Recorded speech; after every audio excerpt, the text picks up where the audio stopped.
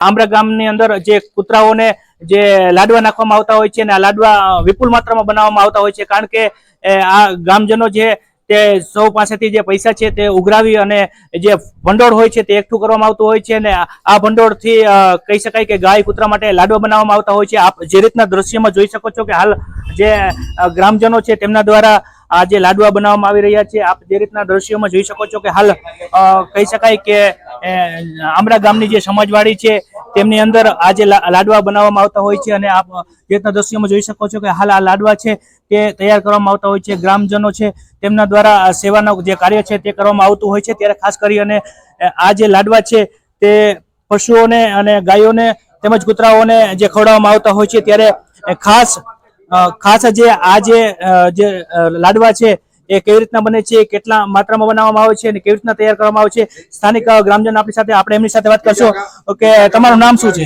જયંતિભાઈ। હા, જયંતિભાઈ હું બોલું છું આંબરા ગામના।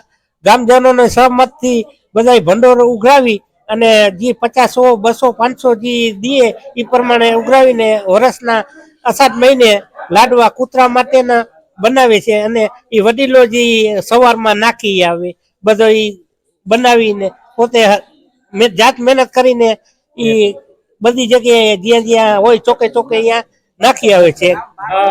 જયંતિભાઈ, આ જે લાડવા છે તે એમાં ખાસ કરીને કેટલું ભડકું હોય છે, કેટલો ગોળ હોય છે, કેટલો તેલ હોય છે, તો એને આપણે જો વાત કરીએ તો 60 કિલોનું કરીએ છીએ। 60 કિલોનું બનાવો છો, તો કેટલું ભડકું હોય છે, કેટલો ગોળ હોય છે અને કેટલું તેલ કે ઘી હોય છે? 30 કિલો ભડકું અને 30 કિલો ખાંડ, 3 મણ નો કરી અને 15 કિલો ઘી।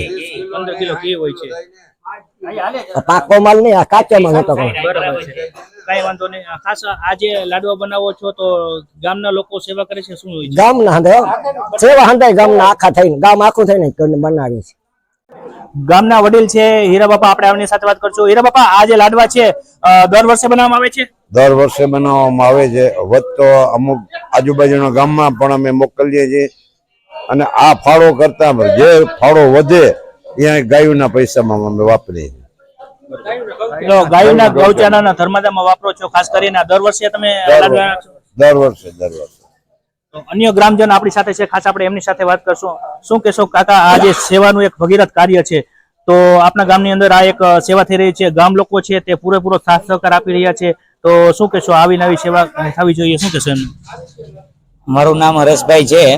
આ ગામની અંદર દર વર્ષે એટલે કે કૂતરાને લાડવા નાખવાનું કામ દર વર્ષે એટલે આખા ગામ સમસ્ત મળીને બનાવવામાં આવે છે અને જે ભાઈઓ ફ્રીમાં હોય, અત્યારે કામકાજ ધંધા ઓછા છે કારણ કે વરસાદ ચાલુ છે, એટલે જેટલા નવરા હોય એટલા બધા ભાઈઓ સેવામાં લાગી જાય છે અને આ કૂતરાના લાડવાનું બનાવવાનું કામ ચાલુ છે।